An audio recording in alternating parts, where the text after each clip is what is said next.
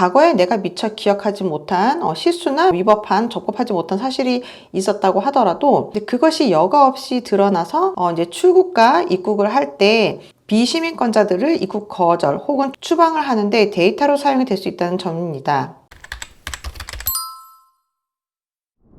안녕하세요. 한국에서 제일 이민을 잘하는 제일이민 송지연 미국 변호사입니다. 오늘은 2025년 12월 25일인 크리스마스인데요. 제가 크리스마스 날에 이렇게 급하게 카메라를 켠 이유가 바로 내일인 2025년 12월 26일부터 시행되는 미 세관 국경보호국의 정책에 대해서 설명을 드리기 위해서였습니다. 미 국토안보부, 즉 DHS는요, 올해 10월 27일 날 미국 입국 및 출국 시 외국인에 대한 생체 정보 수집이라는 제목의 최종 규칙을 공표를 했습니다. 이 규칙의 시행일이 바로 내일인 2025년 12월 26일부터인데요. 이것은 이제 주요 내용을 살펴보면 미국에 입국을 하거나 출국을 하는 모든 비미국 시민, 즉 미국 시민권자가 아닌 모든 영주권자를 포함한 모든 사람들에게 얼굴 사진 촬영이나 기타 생체 정보 제공을 의무적으로 요구할 수 있는 권한을 갖게 된다는 것입니다. 이게 조금 놀라운데요. 기존에는 조금 이제 이렇게 생체 정보 수집과 관련해 가지고 장소적으로도 제한이 있었고요. 그 다음에 연령적으로 특히 뭐 14세 미만의 아동이라든지 아니면 고령자라든지 이런 연령적으로도 조금 예외가 있어 왔었는데요. 그래서 아마 미국에 왔다 갔다 하신 분들은 기억이 나실 텐데요. 대부분의 어린 아이들은 우리가 어린이라고 부르는 그 나이 연령대의 자녀분들은 이런 생체 정보를 뭐 지문이라든지 뭐 사진 촬영 등이라든지 이런 것들을 거의 하지 않아오고 있었습니다.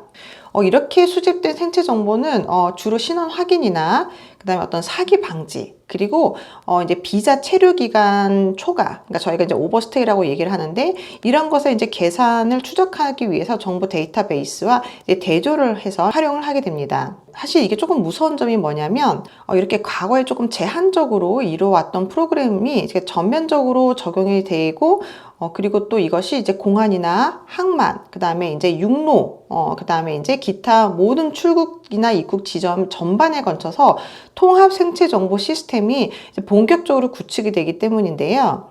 다른 정보 데이터베이스와도 대조를 해서 활용할 수 있게 함으로써 과거에 내가 미처 기억하지 못한 실수나 위법한 적법하지 못한 사실이 있었다고 하더라도 그것이 여과 없이 드러나서 이제 출국과 입국을 할 때 비시민권자들을 입국 거절 혹은 추방을 하는데 데이터로 사용이 될 수 있다는 점입니다. 물론 어떤 입국이나 출국에 있어서 이민법을 위반한 사실이 있었다고 하면 그것은 이제 고의가 아닌 이제 과실이라 할지라도 분명히 잘못한 사실은 맞지만 사실 이렇게 통합적인 정부 서비스가 구축이 된다고 한다면 어떤 실수가 아니라 내가 미처 인지하지 못한 사실 혹은 내가 연계되지 않을 거라고 생각했던 어떤 정부 기관과 정부 기관 사이에 시스템이 연계가 됨으로 인해서 A라는 범 영역에서 어떤 위반한 사실이 있다고 하였을 때 그거를 B라는 이제 이민과 출입국 관련해 가지고 그 위반된 사실을 사용을 할 수도 있는 그러한 시스템이 구축이 된다는 점입니다. 이러한 통합 시스템은 한번 구축이 되면 현재로서는 그 시스템의 데이터베이스를 이용을 하지 않는다고 하더라도 차후 정책이 변화가 되면 내가 어떠한 범 영역에서 어떠한 행동을 하였을 적에 이것을 어떠한 범 영역에 적용을 해서 전혀 예측하지 못했던 범 영역에서의 위반이라고 판단할 수 있는 근거가 되게 됩니다.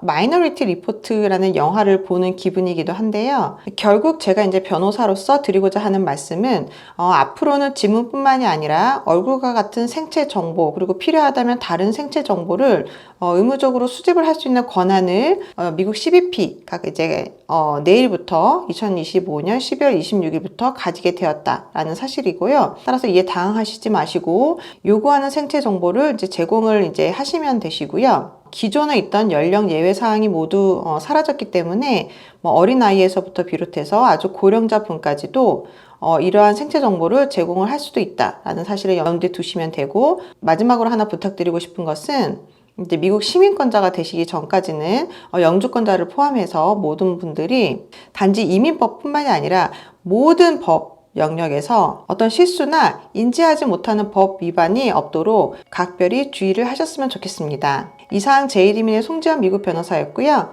여러분 모두 메리 크리스마스입니다. 감사합니다.